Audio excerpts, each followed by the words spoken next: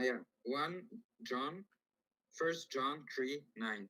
It says, "Whoever has been born of God does not sin, for his seed remains Yeah. in him, and he cannot sin continually." Say it again. Cannot Yes, sin what? continually There you. because There's he your has answer been right there. born of God. That's your answer.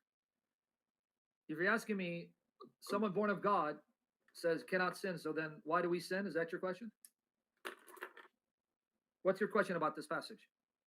yes, Okay. You just answered it by reading that translation. It's not saying you never sin. It means that someone born of God, his life is not going to be characterized by sin, meaning those who are in the world who don't know God, their life is to wake up in sin, to then sleep in sin, to get drunk, to lie, cheat, and steal, to have sex before marriage. Their life is controlled by sin.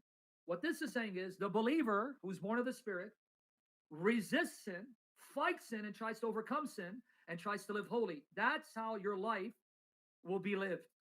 Not that you'll never sin. right. Because the same John tells you in I First John understand. 1 8, in 1 John 1 8, the same John tells you, if you say you're without sin, we deceive ourselves. Yes, So John contradicts himself? No, what he's talking about is those born of God, now they'll have the desire not to want to sin daily, day in and day out. Whereas if you look at the unbelievers, what do they live for? Sin, partying, getting drunk, having sex, fornicating, adultery, idolatry, money. That's all they live for. Sports, sin under their hand. Sorry, 1 second. Who loves the Lord now makes an effort to live pure and holy. No sex before marriage. Try not to watch porn. No lying.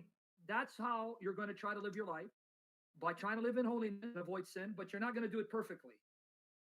That's why we can tell a right. difference between a Christian and someone who's of the world, right? Yes, That's what John is saying.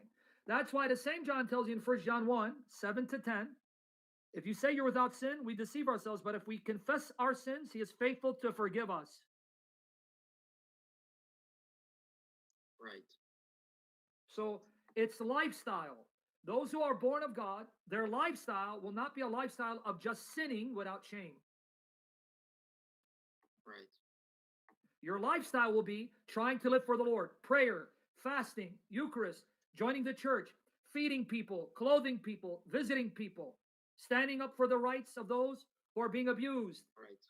That's how your lifestyle will be lived. It's a lifestyle, but it doesn't mean you're going to do it perfectly.